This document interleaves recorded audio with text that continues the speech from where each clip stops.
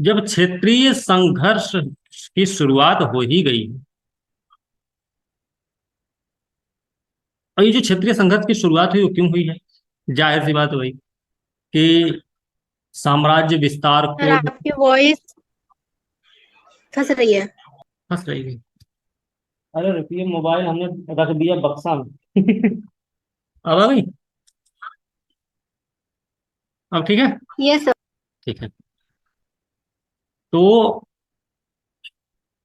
साम्राज्य विस्तार को लेकर युद्ध शुरू हुआ है, क्षेत्रीय संघर्ष स्टार्ट हुए हैं, और इसके साथ साथ जो कहीं ना कहीं समर्थन जुटाने की भी इच्छा रही है लोगों की। अपनी कमाई को भी बढ़ाना है, संसाधन ज्यादा रखना है, आधुनिकीकरण आ चुका है, औद्योगिकरण आ चुका है ब्रिटेन में, तो ब्रिटेन को भी लंबी चौड़ी जमीन चाहिए, एक बड़ा सा मार्केट भी चाहिए, जिससे कि उसका मशीनों से तैयार माल भारतीय बाजार में पहुंचे और कोई दूसरा प्रतिस्पर्धी ना हो उस मार्केट में। ये जरूरत थी ब्रिटेन को। फ्रांसीसी को तो ऐसा कुछ चाहिए नहीं था, लेकिन फिर भी डुप्ले भी अपनी धाक जमाना चाहता था कि कहीं ना कहीं हम अपनी धाक को मजबूत रखें, क्योंकि गवर्नर है, वो भी यूरोपीय है। ऐसा माना जाता है कि जब दूसरा कर्नाटक युद्ध जो था ना, उसने,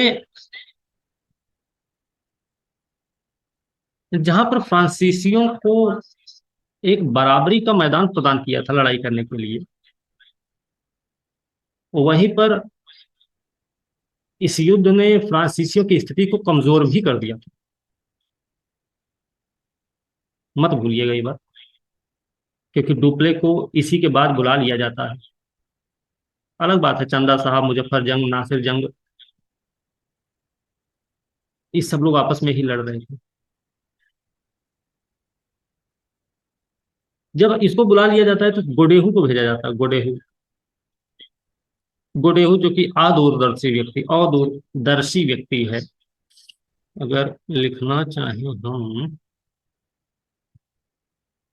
हम्म, अदूरदर्शी व्यक्ति है वो। कैसे दूर अदूरदर्शी कैसे लिखा जाएगा?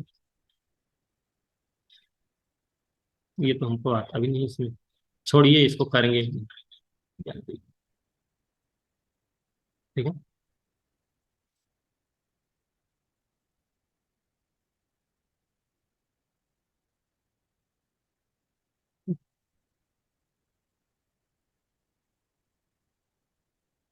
ठीक है।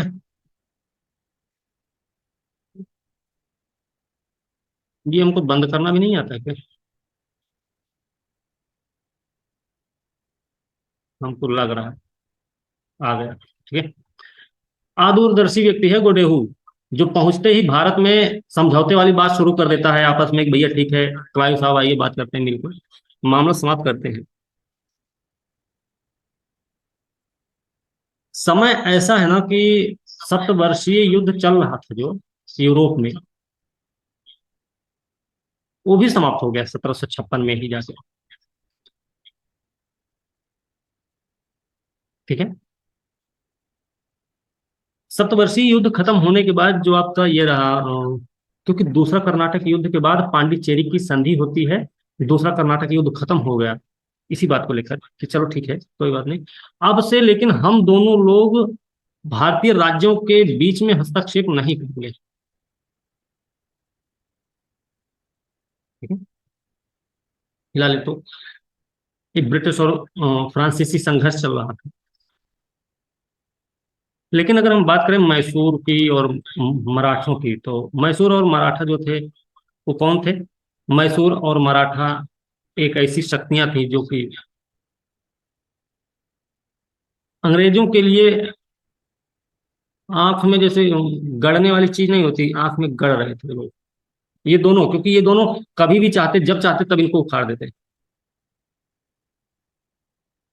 क्योंकि जो आपके वो थे, हैदर अली, हैदर अली बड़े महत्वाकांक्षी व्यक्ति थे, कूटनीतिज्ञ थे। इन सबको भी पता था मालाबार का तट अगर प्राप्त करना है, उसके बंदरगाहों को प्राप्त करना है, तो हमें हराना पड़ेगा, हैदर अली की सत्ता को गिराना पड़ेगा। लेकिन वो जानते थे कि इतना आसान नहीं है उसको गिराना। लड़ाइयाँ लड़ते हैं, चार चार युद्ध होते हैं। दो युद्ध तो हैदर अली खुद लड़ते हैं 80 से 84 के बीच में। और 80 से 84 के बीच में जब युद्ध होता है तो उसमें क्या होता है कि बीच में ही 1882 में जाकर हैदर अली की मृत्यु हो जाती है। उनके पुत्र हैं जो टीपू सुल्तान, वो गद्दी पकड़ लेते हैं। फिलहाल ये दूसरा वाला युद्ध जीता जाता है। पहला वाला याद रखना, पहला वाला जो युद्ध था वो अनिर्णायक युद्ध था। कई बार पेपर में पूछा भी गया है कि पहला जो मैसूर युद्ध था वो अनिर्णायक रहा है। ठीक है, ये चीज हमें याद रखनी है। दूसरे में विजय प्राप्त हुई, तीसरे में हार गए थे टीपू सुल्तान, और चौथा जो था वो उनकी मृत्यु ही हो गई थी, वीरगति को प्राप्त हो गए थे। ठीक है, फिलहाल हम अपना वो करते हैं कि चलो 1 मिनट रुक जाइएगा। सब लोग अभी आए नहीं है ना? आ जाते तो मैं आ जाता, कोई बात नहीं। नहीं आ रहे हैं, जाने ही दो। ठीक है, चलो स्टार्ट करते हैं हम सब अपना।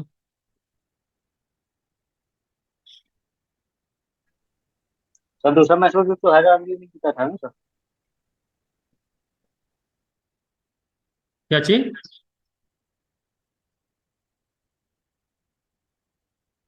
क्या कह रहे हैं? मैं ये स्टार्ट, कह रहा था सर कि दूसरा क्लास स्टार्ट कर रहे हैं, रुकिए ना। ये ठीक है,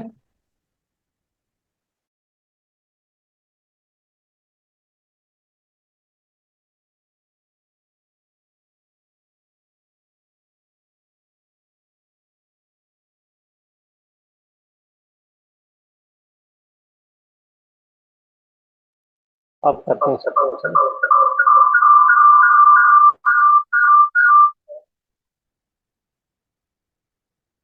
चलिए अब ठीक है। हम स्टार्ट किए थे,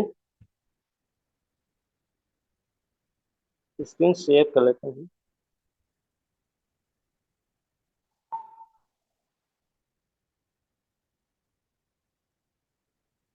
ये वाला चल रहा था अपना, है ना?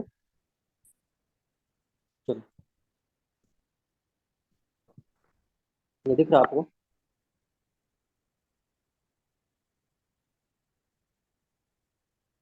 कल हमने ये सारी चीजें पढ़ ली थी। मैसूर वाला है ये, सॉरी, मैसूर का है ये सारा कुछ, रायता। ये चार युद्ध हैं क्रमशः। कई बार इसमें गवर्नर के बारे में पूछा जाता है, संधियों के बारे में भी पूछा जाता है, किसके किसके बीच हुआ ये भी पूछा जाता है, कब किसकी मृत्यु हुई है ये भी पूछा जाता है, कौन सा निर्णायक और कौन सा अनिर्णायक है ये भी पूछा जाता है। कई सारे सवाल पूछे जाते हैं। आवाज जा रही ना आप लोगों को? Yes sir. Yes sir. इसमें इसमें जो एक सबसे बड़ा सवाल आता है वो सवाल ये रहेगा कि आखिर वो नीतियां क्या थी कि जिसकी वजह से मैसूर की सत्ता ढह गई। सबसे बड़ा, पड़ोसी को आग लगने पर ना बुलाया जाए और बोला जाए कि भैया फोन करें 50 किलोमीटर दूर बैठे व्यक्ति को, भैया आओ आग लगी है बुझाना है आपको। तो क्या 50 किलोमीटर दूर वाला व्यक्ति पहले पहुंच जाएगा कि वो पहुंचेंगे जो पड़ोस में है बाल्टी लोटा लेकर? जो हम्म? पड़ोस में सर। जो पड़ोस में है वो सबसे पहले पहुंचेंगे, जाहिर यस सी सर। बात। पड़ोस में है वो तो जरा सी हलचल सुनेगा तुरंत भाग के आके क्या हुआ भैया क्या हुआ, है ना? चाहे वो दो दो जगह और आग लगा दे वो अलग मैटर है, लेकिन भाग के तुरंत आएगा। यही कुछ हुआ था टीपू सुल्तान के साथ। यहाँ पर बात चल रही थी, अभी युद्ध होने वाला है और लड़ाई करेगा, कार्नवालिस भी बैठा हुआ है और ये इंतजार में बैठा है कि वो नेपोलियन बोनापार्ट अपनी सेना लेकर पहुंच रहा है। बताओ, फ्रांस का रहने वाला व्यक्ति फ्रांस में जो बैठा हुआ, अभी भी वो युद्ध में ही संलग्न है, युद्ध में ही भिड़ा हुआ है, लगा पड़ा है। उससे उम्मीद टीपू सुल्तान करे बैठे हैं कि भैया वो आएंगे हमको बचा लेंगे। अरे भाई, आप मराठा से बात कर लिए होते, निजाम से बात कर लिए होते, कुछ तो सहयोग मिल ही जाता। टीपू सुल्तान की ये बड़ी खराब नीति रही है जिसकी वजह से सत्ता छिन गई और वो हार का सामना करना पड़ा उनको। कुछ स्थितियां रही। ये भी प्रश्न हो सकता है आपसे। दक्षिण भारत अपने बुर्ज स्टील के लिए प्रसिद्ध था। बुर्ज स्टील की प्रमुख विशेषताओं का वर्णन करें। बुर्ज स्टील के बारे में हमने एनसीईआरटी में आपको पढ़ाया है। एनसीईआरटी में हमने क्या बताया? कक्षा 8 वाली एनसीईआरटी याद करिए। हमने ये बताया है बुर्ज स्टील जो कि पैनी धार वाला होता है। अगर मारा जाए किसी को तो लोहे की चद्दर अगर ओढ़े आदमी खड़ा है सामने तो इतनी पैनी होती है वो कि उस कवच को भी पार कर जाएगा, इतना तेज होता है ना। ये हमने एनसीईआरटी कक्षा 8 वाले में पढ़ा। आप लोगों को ध्यान नहीं है तो हम इसे पढ़ाएंगे, रिवीजन करवाएंगे, चिंता मत करो। कुछ ऐसे प्रश्न रहे हैं। और कभी कभी ऐसा भी प्रश्न हो सकता है भाई, क्योंकि टॉपिक है ना मराठा, तो सॉरी मैसूर और आंग्ल मैसूर का संघर्ष चल रहा है, तो हो सकता है ऐसा भी प्रश्न एक बन जाए कि मालाबार की चाहत ने, मालाबार के बंदरगाहों की चाहत ने अंग्रेजों को मैसूर जीतने के लिए विवश कर दिया। ऐसा भी कुछ हो सकता है। तो बताना पड़ेगा ऐसा क्या था मालाबार तट पर, ऐसा कौन सा खजाना गड़ा हुआ था वहां पे, क्या करना चाहते थे अंग्रेज लोग जो वो यहाँ नहीं कर पा रहे थे वहां क्या करते। तो आपको बताना पड़ेगा मालाबार तट कहाँ है, मालाबार तट किसके अंतर्गत आता था, किसके क्षेत्र में था, किसकी पकड़ में नियंत्रण में था, वो सारी चीजें आपको बतानी। बात समझ रहे हैं? कुछ ऐसी। फिलहाल ये अपना कर्नाटक, सॉरी मैसूर युद्ध, आंग्ल मैसूर युद्ध नहीं, हम सब आज मराठों की बात करेंगे। मराठे क्योंकि जंजू सिपाही रहे मराठे, पता है आप लोगों को। जो एक प्रश्न मराठों के बारे में पूछा जाता है कि मराठों के उत्कर्ष का कारण क्या था, मराठों के उत्कर्ष का कारण क्या रहा, मराठों की सेना को संगठित करने का काम किसने किया, ठीक है, अष्टप्रधान कौन थे, ऐसे सवाल कुछ पूछे जाते हैं। कुछ ऐसे आपको पता होना चाहिए, ठीक है ना।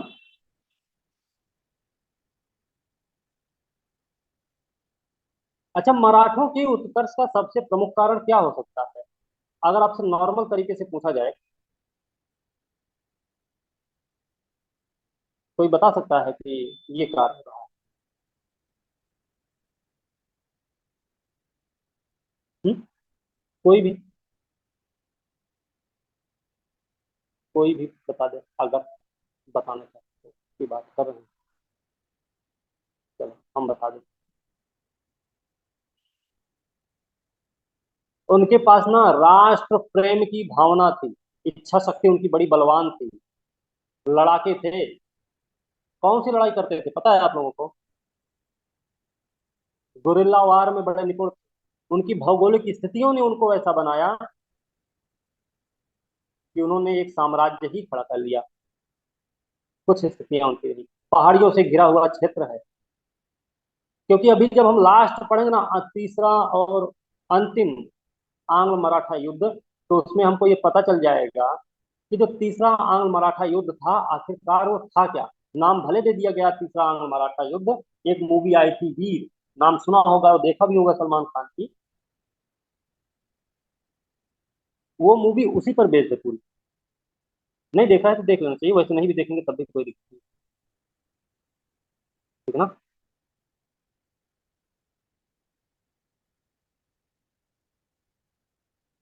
समस्या क्या थी जो ऐसा हुआ, देखो जब तक शिवाजी रहे, क्योंकि शिवाजी के जो पिताजी थे ना वो खुद कहीं नौकरी करते थे, किसी के यहाँ बीजापुर के शासक के यहाँ नौकरी करते थे वो, कई सारे किलों के जीते ये।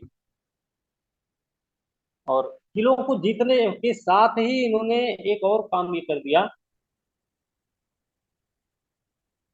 कि चौथ सरदेशों की, मतलब एक राजा टाइप में बन के काम करने लगे कि हम राजा हैं, बस बात, कोई कुछ नहीं सिर्फ हम।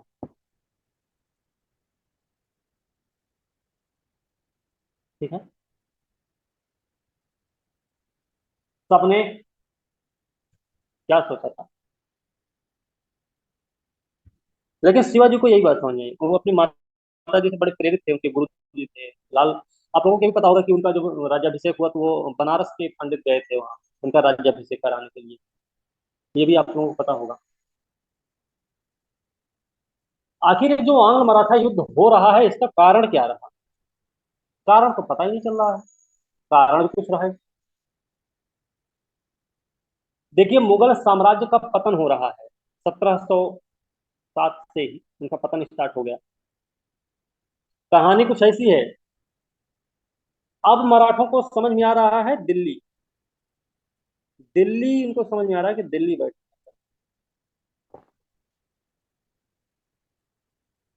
क्योंकि उनको पता था मराठे सॉरी मुगल अब रहे नहीं उस लेवल के।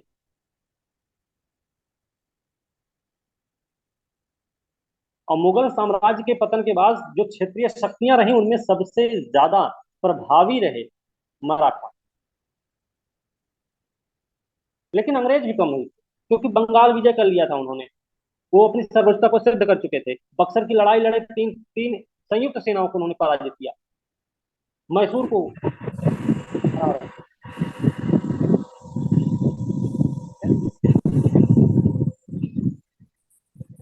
मतलब मराठा शक्ति के जो उभार थे, उसकी जो उभार थे, उन्होंने भारत में ब्रिटिश सत्ता की स्थापना के लिए बोल दिया भैया कि संघर्ष कर लो, बिना संघर्ष के काम नहीं होगा।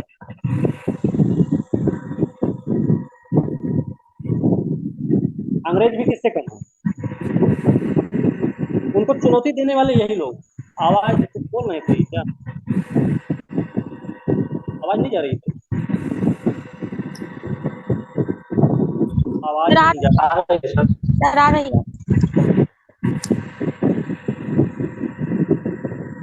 इधर खूब लड़ाई अंग्रेज लड़े हैं। अब तो फ्रांसीसी भी निकल गए, क्योंकि वो तो प्रतिस्पर्धा से ही बाहर हो गए हैं। अब अंग्रेजों को कौन रोकने वाला है? डच और पुर्तगालियों से उनको कोई समस्या ही नहीं है, डर ही नहीं है। मेरा जो आपकी आवाज नहीं आ रही चंद्रमोहन। अब बोलो। मीनाक्षी की अनम्यूट है क्या, इसी मैं बोल रहा था, वो म्यूट कर ले। अच्छा, म्यूट कर लीजिए। सबसे पहले जो मराठों का और अंग्रेजों का संघर्ष शुरू होता है, उसका मुख्य कारण है मराठवाड़ा क्षेत्र में व्यापारिक गतिविधियों को बढ़ावा देने के लिए अंग्रेजों द्वारा किया गया हस्तक्षेप। इसी वजह से मराठों को थोड़ा सा अजीब लगा।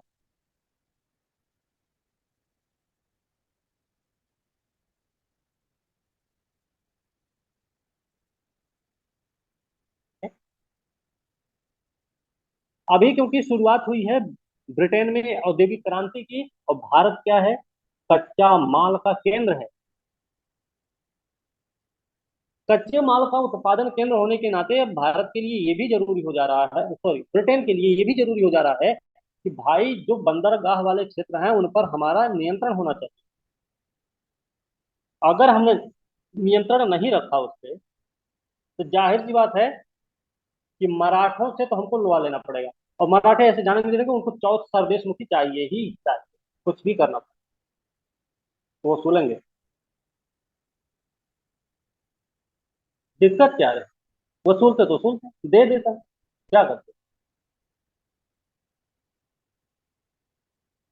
नहीं देंगे वो भी कहेगा ठीक है, युद्ध ही करते हैं, कुछ और रही नहीं, इसके अलावा कोई चारा नहीं। जब चारा ही नहीं है तो भाई लड़ाई करेंगे। कितनी लड़ाइयां हो रही हैं, 3 युद्ध होंगे 1775 से 82। कई सारी संधियां भी होती हैं, जो संधियां पूछी जाती हैं। कई बार ये भी होता है कि संधियों का सही क्रम क्या है, ऐसा भी प्रश्न पूछा जाता है। तो ये थोड़ा सा हमको याद रखना। ठीक है। जैसे एक है सालबाई की संधि। सालबाई की संधि अगर आपको पता होगी, ये वाली, कब हुई है, तभी ना आप अपना उत्तर में सही टिक मार पाएंगे।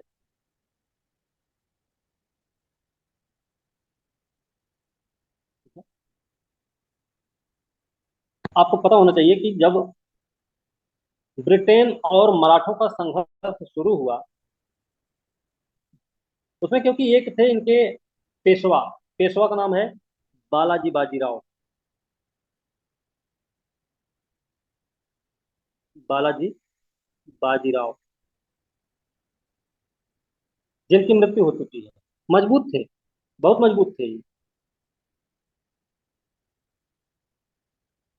इनकी मृत्यु के बाद ही शुरू होता है षड्यंत्र, वही वाला षड्यंत्र याद करिए, मुगल साम्राज्य वाला षड्यंत्र। दरबारी षड्यंत्र का खेल बन जाता है, दरबारी षड्यंत्र लंबा चौड़ा स्टार्ट होता है।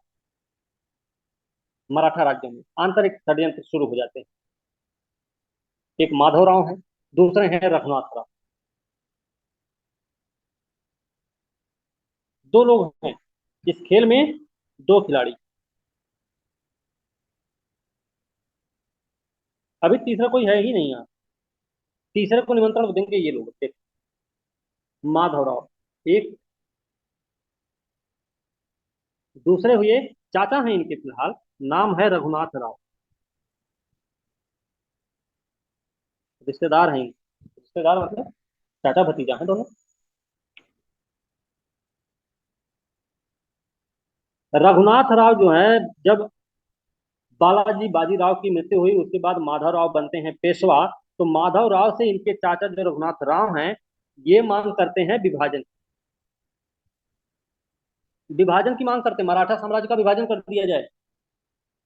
माधव राव नहीं मानते, कहते नहीं, ऐसा होने नहीं दो।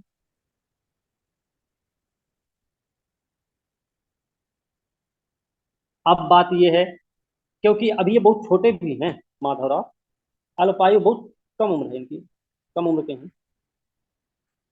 इनका समर्थन कर दिया नाना फडणवीस ने। नाना फडणवीस और उनके नेतृत्व में कुछ मराठा सरदार, इन सब ने मिलकर माधवराव को बना दिया पेशवा। और जो प्रमुख मराठा सरदार थे, उनको बोला गया 12 भाई परिषद।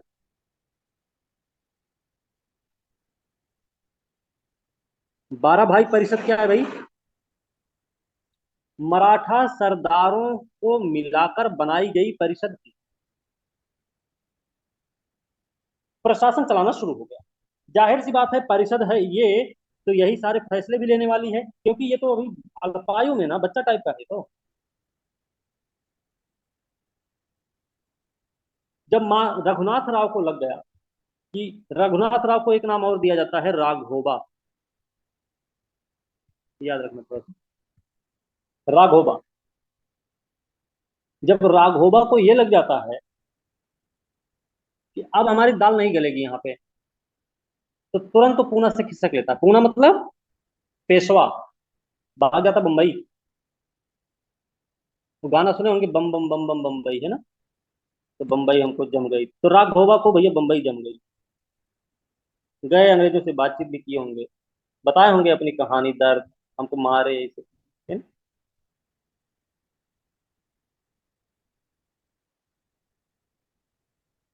राघोबा बंबई पहुंचते हैं, बंबई पहुंचकर अंग्रेजों के कान भरते हैं, अंग्रेजी सरकार से सहायता मांगते हैं नाना फडणवीस के खिलाफ, क्योंकि मेन नाना फडणवीस ही हैं जो नेता हैं मराठों के, मराठों के नेता हैं नाना फडणवीस। इनके खिलाफ अंग्रेजी सरकार से मदद मांगते हैं राघोबा। कहाँ मांगते हैं? बंबई में जा।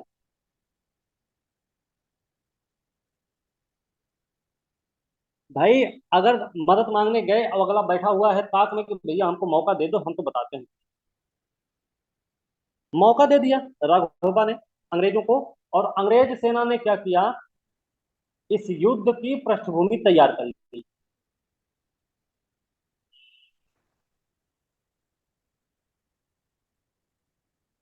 है, अब देखो, राघोबा से बोल दिया अंग्रेजों ने, ठीक है हम आपकी मदद कर रहे हैं भाई, लेकिन कुछ शर्त होगी। शर्त क्या है?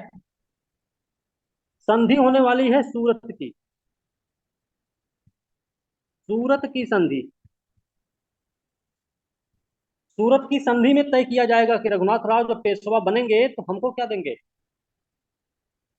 बोले होंगे ढेर सारा माल, ढेर सारा पैसा, रुपया, सब कुछ देंगे तुम, हमको पेशवा बनना। अंग्रेज की मदद के लिए तैयार हो गए। सूरत की संधि ने प्रथम आंग्ल मराठा युद्ध की पृष्ठभूमि को और मजबूत कर दिया। ठीक है ना? सूरत की संधि हुई है प्रथम आंग्ल मराठा युद्ध से पहले, रघुनाथ राव को पेशवा बनाने को लेकर, कि पेशवा बनाएंगे तो लेकिन हमको क्या मिलेगा, इस बात को लेकर।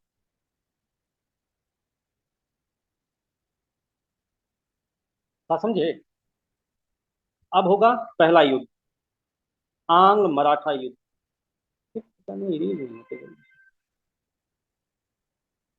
कब से कब तक है भाई?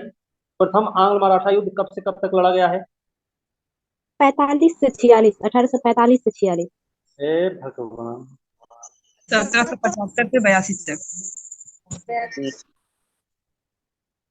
ठीक है, 1775 से 82 के बीच में हुआ है प्रथम आंग्ल मराठा युद्ध। सूरत की संधि होती है किसके किसके बीच में? अंग्रेजों और रघुनाथ राव के बीच में। संधि में तय कर दिया गया कि किटिंग जो हमारे है ना, किटिंग, किटिंग कौन है? कर्नल है ये। किटिंग के नेतृत्व में हम आपकी मदद के लिए सेना भेज देंगे। किटिंग के नेतृत्व में अंग्रेजी सेना सूरत पहुंच गई। 1775 का साल है, मई का महीना है, दिन है 18 तारीख, 1775। मैदान है आरस, याद रखना, आरस, बड़ा से आम, आरस का मैदान है। अंग्रेज मराठों के बाद युद्ध, बीच में युद्ध होता है, मराठे हार भी जाते हैं। मराठा हारने के बाद भी, हार तो गए लेकिन अंग्रेजों का अधिकार नहीं हो पाया मराठा क्षेत्र पर।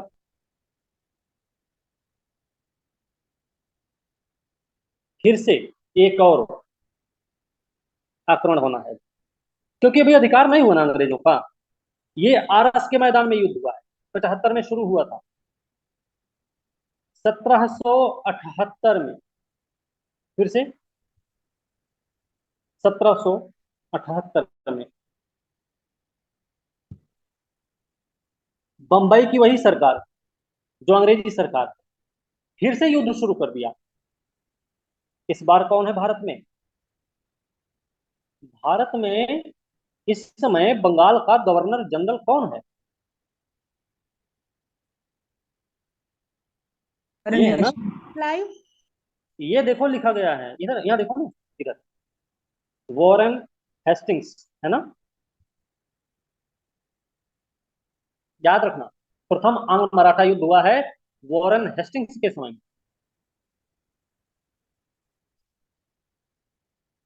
फिर से वही सेना भेजी गई और अलग से वॉरेन हेस्टिंग्स ने एक दूसरी सेना भी भेजी सहायता करने के लिए। इस बार कौन सा युद्ध होने वाला है? तेलगांव, तेलगांव का युद्ध है ये। इसमें क्या होने वाला है? अरे भाई, आरस वाले में मराठा हारे थे, तेलगांव वाले में ब्रिटिश हार जाएंगे। हार गए। कौन हारा? हार मिली अंग्रेज को। इस बार शिकस्त दे दी मराठा। तैयारी तो किया होगा उन्होंने मराठे, लेकिन अपना मौका नहीं छोड़े। हराने के बाद उन्होंने सीधे बोला भैया चलो बड़गांव की संधि करेंगे। बड़गांव की संधि हुई। तेलगांव का युद्ध हुआ। देखो, सबसे पहले तो सूरत की संधि हुई, युद्ध होता है आरस के मैदान में, मराठा हार गए 75 में।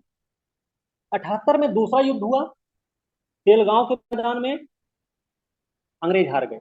संधि होती है 1779 में, 1779 में।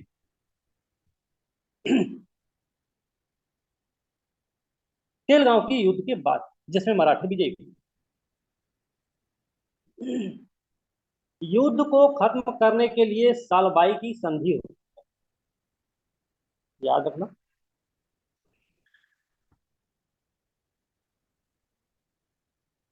ये सब हुआ, युद्ध चलता ही रहा, युद्ध चल रहा, बराबर से चल रहा है। अब अभी भी वॉरेन हेस्टिंग्स ही है गवर्नर जनरल यहाँ पे, याद रखना। अंत में जाकर 1782 में संधि होती है, कौन सी? अभी बताया थे। साल भाई की। हाँ, सालबाई की संधि। अब आपको एक चीज तो पता हो गया ना कि जो 3 संधियां हुई हैं, सूरत की संधि, बड़गांव की संधि, सालबाई की, ये तीनों तो संधियां आपको क्रम से याद हो गई। इसका सर मतलब, हाँ, इसका मतलब ये रहा कि ये प्रथम आंग्ल मराठा युद्ध समाप्त हो गया, निर्णायक साबित हुआ, ये बात हो सकती है, लेकिन गलत है। गलत इसलिए है क्योंकि इसमें ये नहीं समझ में आया कि हुआ क्या है आखिरकार। तो फिर प्रथम आंग्ल मराठा युद्ध और निर्णायक युद्ध साबित हुआ। हालांकि सालबाई की संधि से युद्ध इसका समाप्त। कोई इसका कोई reason नहीं है। आवाज नहीं आ रही, हमारी आवाज जा रही ना आप लोगों को? सर आ रही है। इस सालबाई की संधि ने किया सर क्या? मैं ये कर रहा था हाँ, सर मैं ये कर रहा था कि इसका कोई reason नहीं निकला। भाई आवाज नहीं आ रही है। अभी रुकिए ना, बात कर।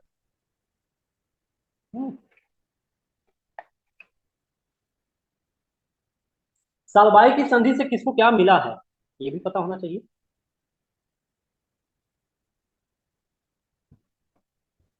सालबाई की संधि से अंग्रेजों को क्या मिला, ये भी याद होना चाहिए। अंग्रेजों को क्या मिला? तो जो दो चीज मिली, एक खाना है और दूसरा है सालसेट।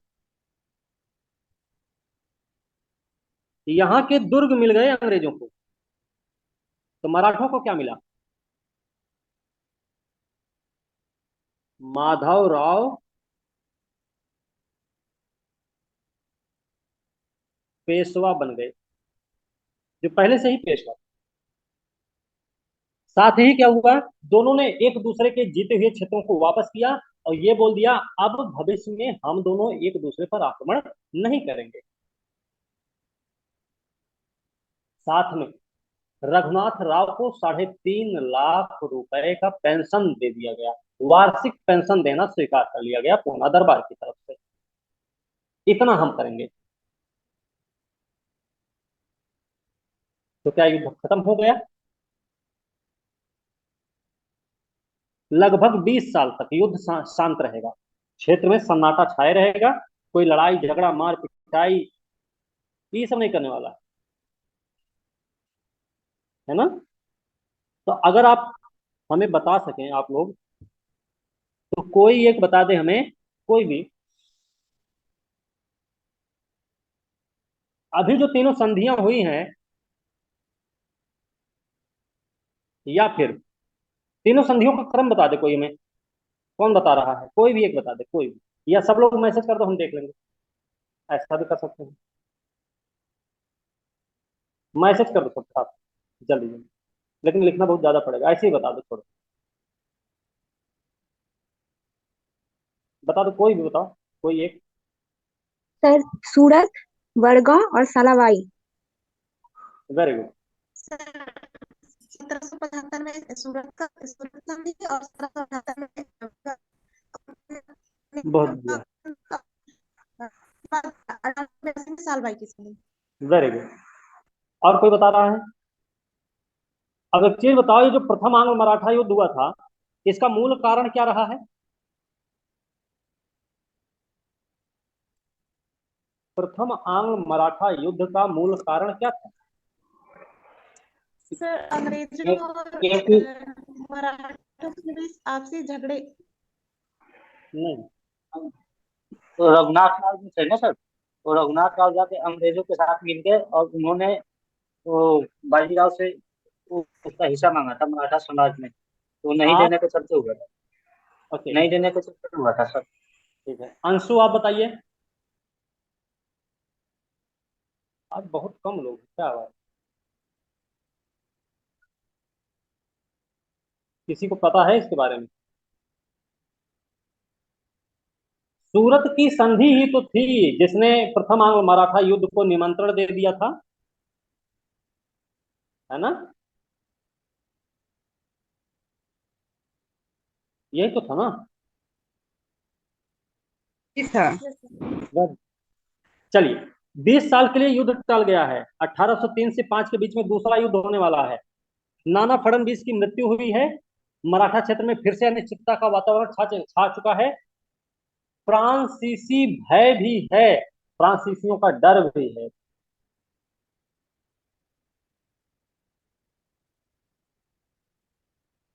बेले जली गवर्नर बन के भारत आया हुआ है 1798।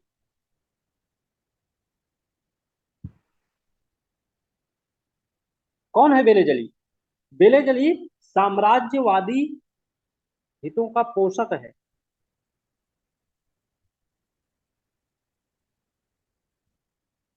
साम्राज्यवादी हितों का पोषक है। कौन? बेले जली, ठीक है ना? अच्छा, ये फ्रांसीसियों का डर क्यों था इनको? इस समय एक यूरोप में वो सेनापति चल रहा था, बहुत तेजी से आगे बढ़ रहा था, और नाम है नेपोलियन बोनापार्ट, जिसके बारे में कहा जाता है पता नहीं कितने आए और कितने चले गए। वो एक छोटे कद का व्यक्ति, जिसको घोड़े पर चढ़ने के लिए भी टेक की जरूरत पड़ती है, उसने 7 पहाड़ियों से घिरे हुए रोम इटली को लूट लाया। ऐसा माना जाता है कि नेपोलियन इतने बड़े नहीं थे, उनको घोड़े पर चढ़ने के लिए टेक चाहिए होता, कहीं ऊंचा स्थान देखते थे तब वहां घोड़ा उनका पहुंचा था, तब वहां से यूरोप में था ये, कि अगर नेपोलियन ये सोचा है कि हमको इधर निकलना है, तो पूरे यूरोप में खलबली मच जाती, पता नहीं क्या करने वाला। क्रांति पुत्र था ना वो, फ्रांस में। बाद में क्रांति हंता बन जाता है, वो अलग बात रही। फिलहाल नेपोलियन का डर सता रहा था अंग्रेजों को भारत में। क्या होगा अगर नेपोलियन आ गया तो क्या करेंगे? बेले ने कौन सी नीति अपनाई भाई? सहायक संधि। बेले अपनी सहायक संधि के लिए बड़ा फेमस है।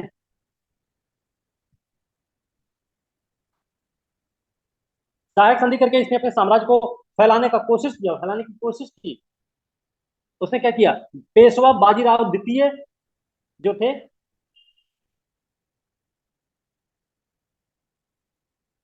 पेशवा बाजीराव द्वितीय ने, होलकर एक हैं जसवंत राव होलकर, उनकी हत्या कर देते हैं।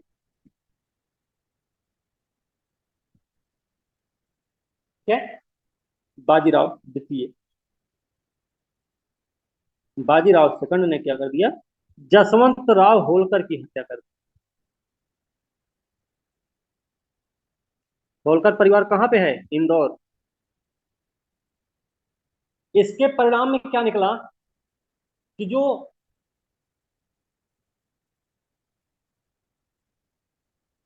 इनके भाई बंधु थे,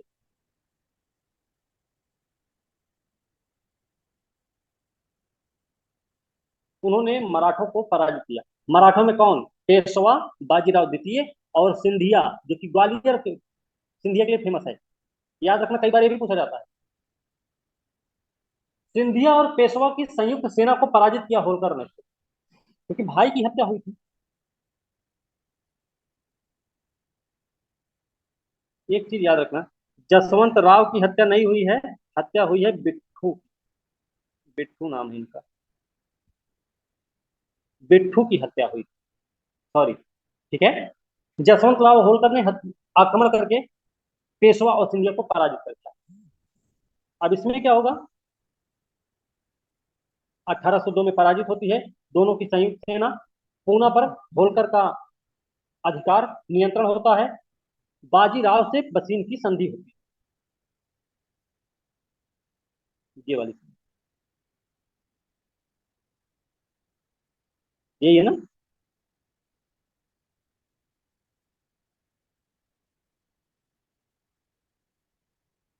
लेकिन समस्या अभी ये है कि जब आक्रमण करके जसवंत राव होलकर ने इनकी संयुक्त सेना को पराजित किया, तो इन दोनों ने क्या किया ऐसा, बसीन की संधि हुई, अंग्रेजों के साथ हुई, लेकिन ऐसा क्यों था और ऐसा क्या था इसमें 1802 में। बसीन की संधि मतलब क्या है, 1802 की बसीन की संधि का मतलब है मराठों ने सहायक संधि को स्वीकार किया है, ये बात है इसमें, इसलिए इंपॉर्टेंट है ये बसीन की संधि। कई सारी चीजें हुई, सहायक संधि की बात हो रही है तो भाई पेशवा ने ब्रिटिश संरक्षण के अंतर्गत पूना में भारतीय और ब्रिटिश सेना को रखना स्वीकार कर लिया, लोग सेना रख लिया दरबार में अपने। सूरत नगर अंग्रेजों को मिल गया इसी संधि में, सहायक संधि भी है ये। ताप्ती और नर्मदा के बीच के क्षेत्र प्राप्त हो गए अंग्रेजों को। ताप्ती और नर्मदा के बीच के क्षेत्र जिनकी इनकम है 26 लाख रुपया उसमें, वो दे दिया गया अंग्रेजों को। विदेशी मामला छीन लिया गया मराठों का, वो हो गया अंग्रेजों की जिम्मेदारी में, भैया आप ही देखो। जो चौथ वसूला जा रहा था निजामों से वो छोड़ दिया गया। गायकवाड़ के गायकवाड़ जो परिवार था उसके विरुद्ध जो युद्ध लड़ रहे थे ये मराठा लोग, इन सब ने बोला नहीं हम नहीं लड़ेंगे, अब आज से गायकवाड़ों की तरफ हम देखेंगे भी नहीं। गायकवाड़ गुजरात साइड में। साथ में पेशवा ने वचन दिया कि हम अपने दरबार में आपके किसी भी विरोधी को पनाह नहीं देंगे, आने तक नहीं देंगे। अंग्रेजों ने भी कुछ किया है।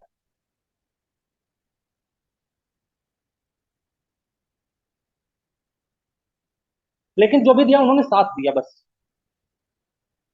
सवाल अब यह है कि इस बसीन की संधि का महत्व क्या रहा अंग्रेजों के लिए। देखो, बसीन की जो संधि हुई है वो किसी एक व्यक्ति के साथ नहीं हुई है, किसी एक राज्य के साथ नहीं हुई है, बल्कि वो राज्यों के संघ के साथ हुई। पहली चीज, बसीन की संधि राज्यों के संघ के साथ हुई।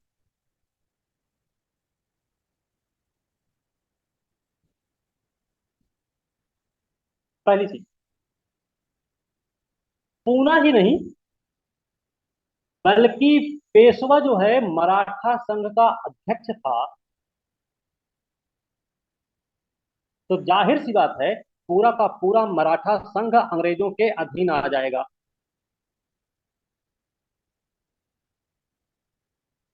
अब अंग्रेजों की जो सहायक सेना होगी वो मैसूर में, हैदराबाद, लखनऊ, पूना में सब जगह नियुक्त होगी। चलो, यहां से फुर्सत है, नेपोलियन की झंझट खत्म, नेपोलियन से डर नहीं लगेगा।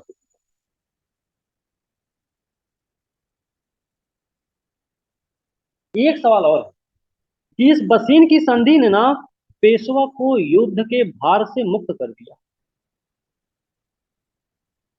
अब पेशवा करेंगे क्या। सर। हाँ हेलो सर, मैं ये बोलिए। कह रहा था कि ये जो सेना रखना है तो सेना का जो खर्चा है वो तो राज्य नहीं देगा ना। हाँ, जिस राज्य में रखी जाएगी सेना वही ना देगा। जी, तो इसको किसी और नाम से भी जानते हैं क्या सर? सहायक संधि ही जानते हैं अभी, ठीक है। तो शायद से नहीं। हाँ, इसी में बाकी सबसे पहले इसमें ये रखना चालू की। हैदराबाद के साथ हुई। चलिए, अच्छा इसमें जी। सहायक संधि की बात हो रही है ना, सहायक संधि के बारे में एक चीज और याद रखना, भारत में सबसे पहले सहायक संधि की शुरुआत किसने की थी, तो इसका सही उत्तर क्या हो जाएगा, फ्रांसीसियों ने की थी, डुप्ले ने की थी सबसे पहले, याद रखना। और फ्रांसीसियों की या डुप्ले की सहायक संधि को स्वीकार करने वाला पहला राज्य कौन था, तो अवध था। लेकिन जब ये पूछा जाए अंग्रेजों की सहायक संधि की शुरुआत किसने की थी, ब्रिटिश सहायक संधि की शुरुआत किसने की थी, तब नाम आएगा बेलेजली का। सबसे पहले किसने एक्सेप्ट किया अंग्रेजों की सहायक संधि को, तो एक्सेप्ट किया था किसने भाई, हैदराबाद। ये दोनों प्रश्न में कंफ्यूज नहीं होना। जी इसी बस चीज को क्लियर करना चाह रहा था सब। अभी तुम कुछ मत कहो, थोड़ी देर रुक जाओ।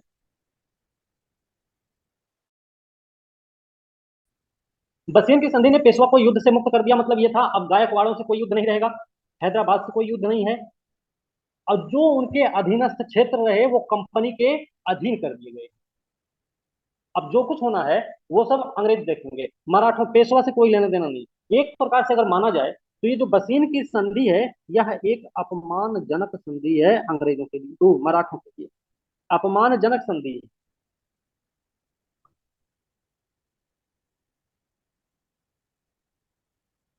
ठीक है,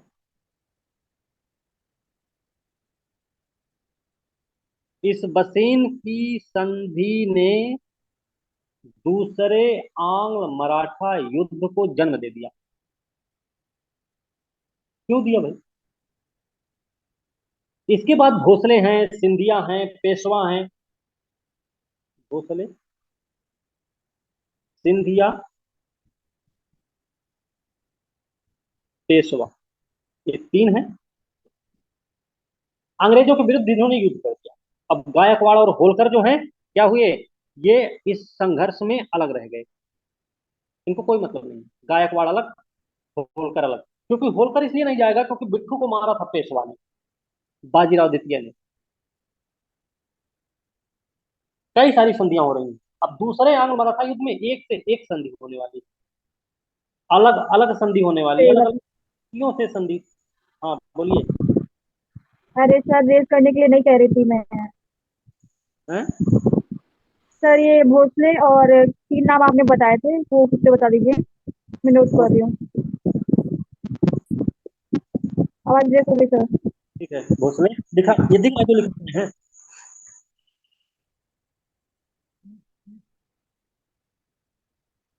सिंधिया,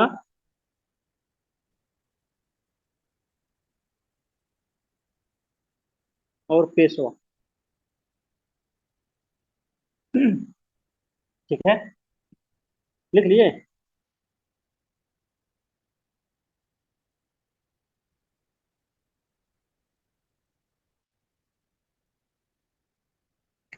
संधियां कई सारी होने वाली हैं, अलग अलग व्यक्ति से संधि होगी।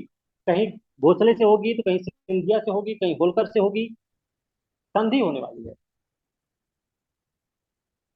भोसले से जो संधि होगी,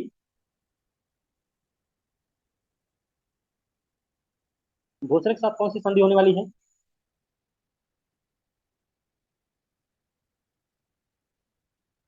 देवगांव की संधि, नोट कर लो चाहे। 1803 का समय है। अंग्रेजों को मिलेगा कटक और वर्धा का पश्चिमी भाग।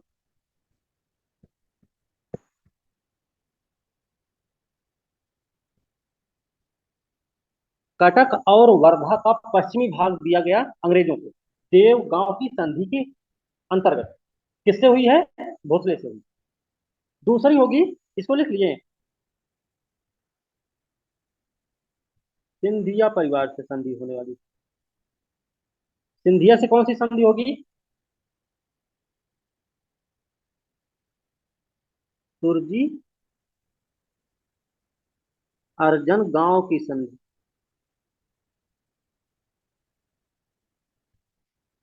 ऊपर वाला हटा दें। सुरजी अर्जन गांव की संधि हो रही है, कब होगी? अब है 1803 का, 1803 की क्या होगा? अंग्रेजों को मिल जाएगा गंगा यमुना दोआब का क्षेत्र मिलेगा, राजस्थान का क्षेत्र क्षेत्र दिया जाएगा, अहमदनगर का किला दे दिया जाएगा, अहमदनगर महाराष्ट्र में है इसमें, और गोदावरी अजंता घाट का क्षेत्र दे दिया जाएगा अंग्रेजों को। इतना सारा कुछ मिल गया सुरजी अर्जन गांव की संधि के तहत, जो कि हुई है सिंधिया परिवार के साथ। एक संधि और होगी होलकर परिवार के साथ। इसके साथ जो संधि हो रही है, राजपुर। हाँ, घाट की संधि। राजघाट की संधि होगी 1805 में। इसमें अंग्रेजों को चंबल नदी का उत्तरी क्षेत्र और बुंदेलखंड वाला एरिया दे दिया गया। होलकर के साथ संधि हुई।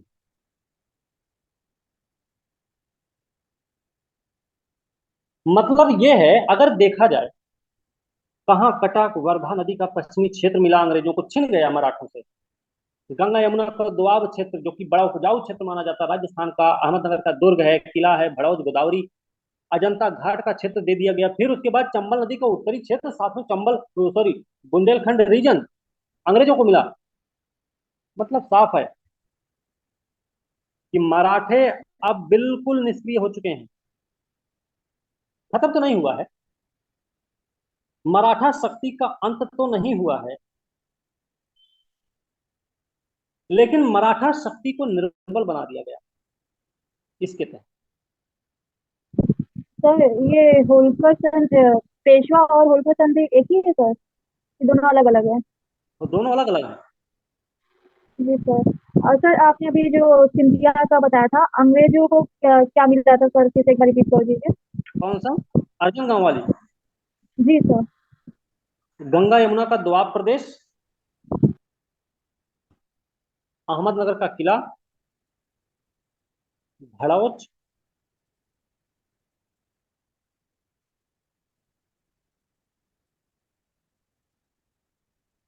गोदावरी का जो आसपास का एरिया है, और साथ में अजंता घाट का क्षेत्र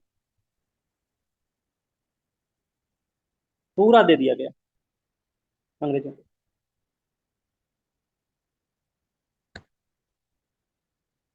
बात समझे ना? अब ये प्रश्न तो उचित बनता है ना, ये प्रश्न उचित भी है कि द्वितीय आंग्ल मराठा युद्ध ने मराठों की शक्ति का अंत तो नहीं किया है, लेकिन मराठा शक्ति को निर्बल बना दिया। ऐसा हो सकता है ना? प्रत्यक्ष रूप से खत्म नहीं किया गया है, लेकिन अप्रत्यक्ष रूप से उनको तोड़ दिया गया। ठीक है।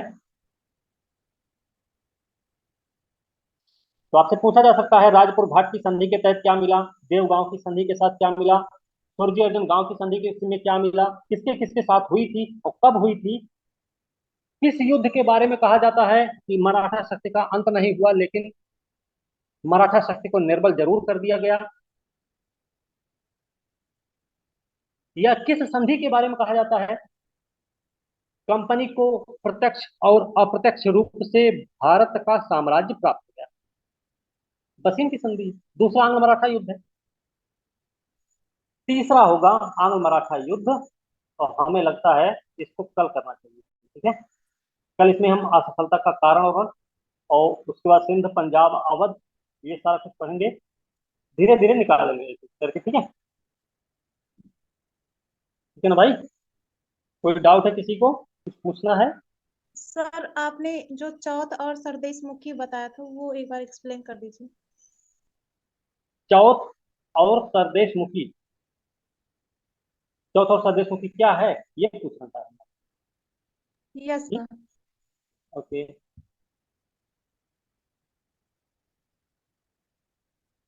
सर ये वीडियो भेज दीजिएगा, क्योंकि काम के चक्कर में मेरा पहले का जो सुना था वो, बट नोट नहीं बना पाई हूँ उसके, प्लीज भेज दीजिएगा सर, किसका? नोट डाउन करना सर।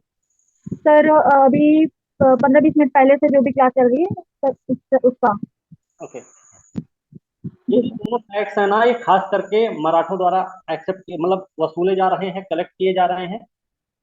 ठीक है। और ये जो चौथ और सरदेशमुखी हैं, एक में तो ये है कि हमारा अधिकार क्षेत्र में आता भाई दो, दूसरा ये है कि हम आपके यहाँ आक्रमण ना करें, इसके लिए आप हमें टैक्स दो। ठीक है। जहां पर सरदेशमुखी को 10%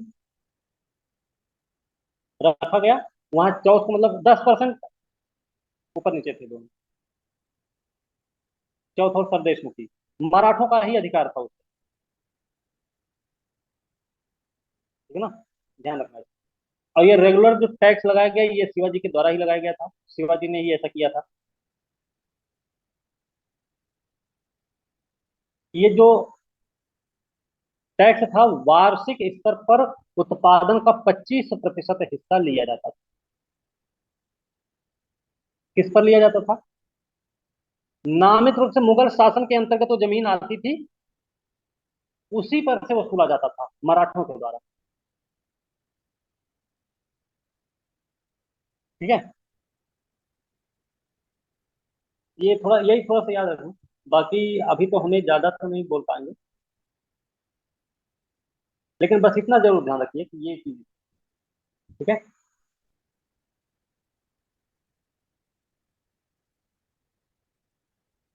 मराठों ने जिन जमीनों पर अपना अधिकार जताया, पड़ोसी का क्षेत्र भी, वहां से उन्होंने सरदेश मुखी वसूली।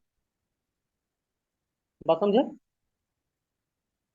जहां पर मराठों ने माना कि इस क्षेत्र पर हमारा अधिकार है, वहां से उन्होंने सरदेश मुखी वसूली। और जो चौथ था ना, वो तो सुरक्षा के लिए लेते थे, भैया हम आपकी रक्षा करेंगे, हम आपके यहाँ आक्रमण नहीं करेंगे, हम आपके यहाँ लूट खसोट नहीं मचाएंगे। तो सब भी सोचते थे अरे जाने दे, छोड़ो, दे ही देते हैं चौथ।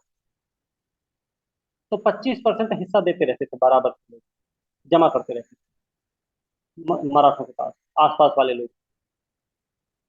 एक चीज, अब यहाँ से एक चीज और याद रख लेना चाहिए कि सरदेशमुखी जहां पर मराठों को अधिकार था, सरदेशमुखी जिस पर मराठों का अधिकार था, वहीं चौथ पड़ोसी क्षेत्रों की सुरक्षा की गारंटी देता था। ये भी बात याद रखनी। ठीक है, और कुछ? कोई कौन पूछा था? Thank you sir. ओके, ठीक है, फिर रखा जाए। कुछ और पूछना नहीं किसी को अभी? No sir. जितना बताएं उतना याद रखना, बाकी हम नोट्स एक दो दिन में पूरा पूरा पूरा नोट्स मिल जाएगा। ठीक है, ठीक है ना, बेफिक्र रहिए, नोट्स मिल जाएगा आपको, जल्दी मिल जाएगा। ठीक है, ओके सर। ओके, ठीक है फिर। हमको आप लोग ये बता दीजिए कि जो कल हमने 4 संधियां बताई थी क्रम से, उनके बारे में आप लोग हमको बता सकते हैं कि उनका सही क्रम क्या है? कोई एक बता दे हमें, साहिल, चंद्रमोहन, या कोई भी। वो जो 4 संधियां थी, कारण बताएंगे। नहीं, चारों संधियों का क्रम बता दो please।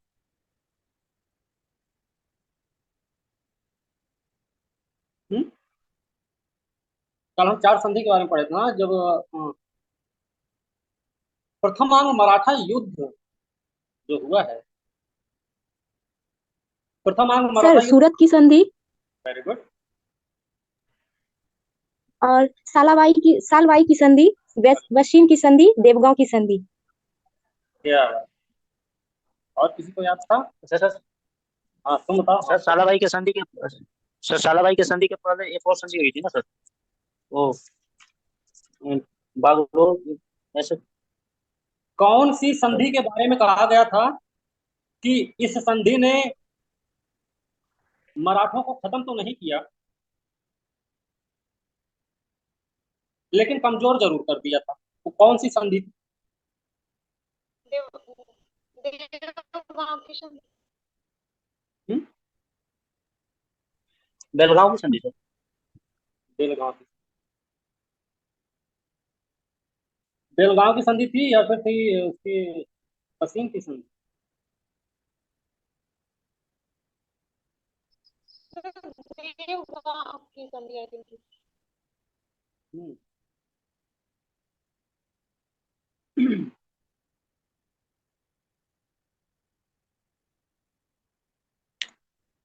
कौन सी संधि बताए थे? वो संधि कब हुई थी? ये बस, 1802। हाँ बसीन की 1803। संधि। बसीन की संधि मेरे ख्याल से दूसरा मराठा युद्ध के उसमें हुई थी, है ना? ऐसा कहा गया था उसके बारे में, है ना।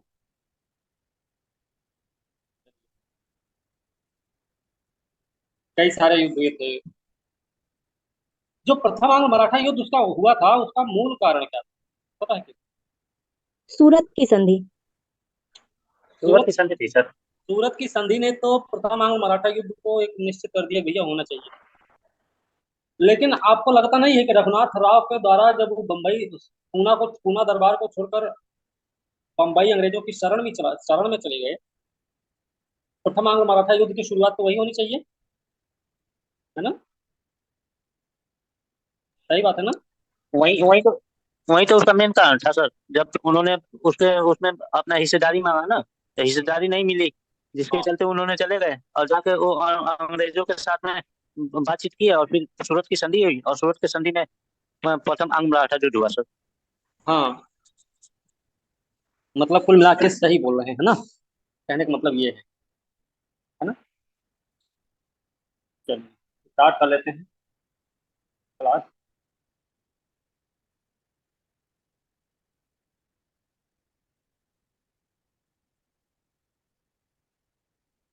हमने जो कल पढ़ा है उसमें हमें नहीं लगता है कि कुछ ऐसा है जो आपको छूटा होगा, है ना। छूटा नहीं। कल हम सब जो पढ़ रहे थे, रोली, पढ़ाई चल रही सही। हम्म।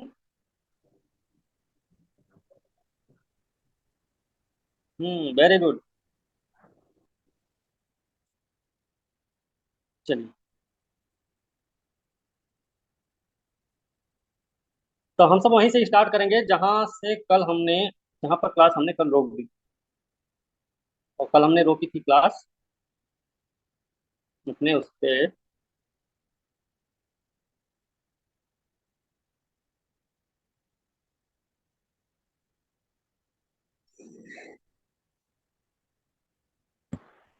इस पे रोके थे ना क्लास।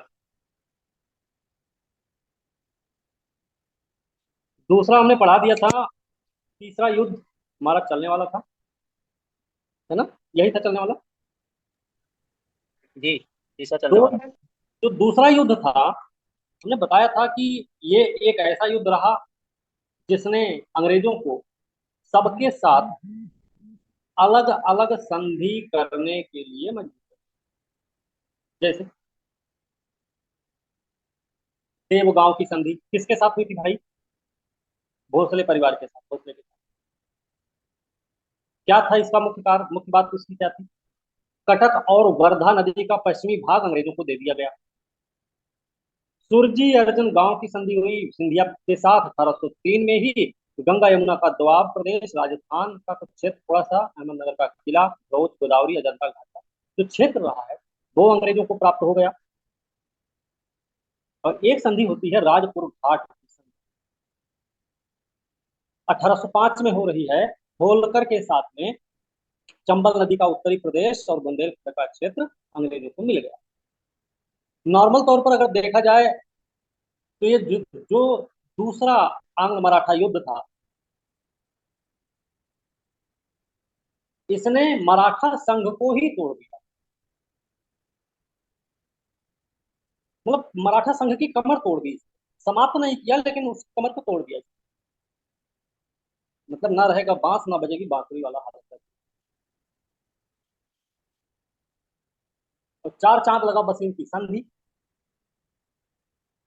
अंग्रेजों के लिए।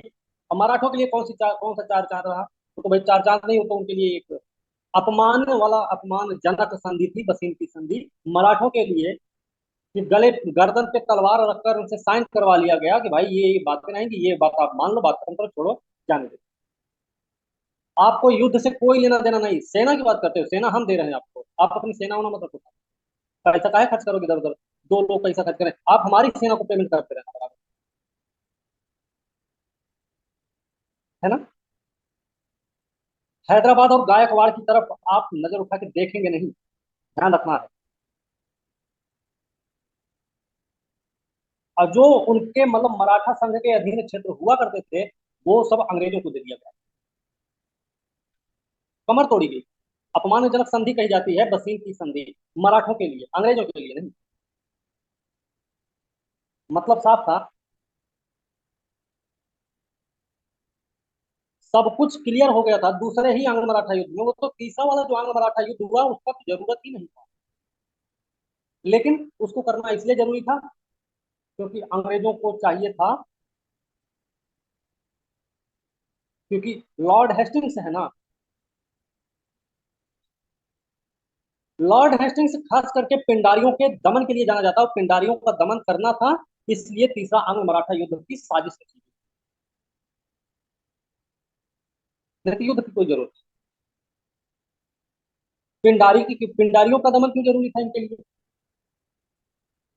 मराठों के सबसे खास थे वो, हर समय उनकी मदद करते, उनके साथ रहते थे, गुरिल्ला युद्ध में निपुण थे पिंडारी लोग। उनकी क्षेत्रीय भौगोलिक स्थिति वैसी थी, उनको उसी युद्ध में मजा आता था, उसी युद्ध में वो लड़ते थे, उस वही वाला युद्ध लड़ने में उनको बहुत अच्छा, बहुत आनंद आता। पेड़ पे बैठे पत्ता की आड़ में उठाए तीर धनुष मार दिए, एक तो धस गया, जब तक वो पीछे देखे तब तक कोई दिखेगा ही नहीं, वो तो छत के ऊपर बैठा हुआ पेड़। तो ये पिंडारियों का दमन, तीसरा जो आंग्ल मराठा युद्ध रहा है वो पिंडारियों के दमन से संबंधित है। कब हुआ है? 1817-18 में, 1817-18 में हुआ है तीसरा आंग्ल मराठा युद्ध।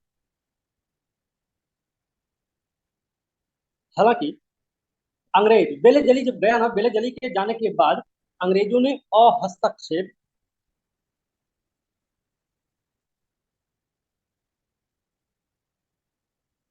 और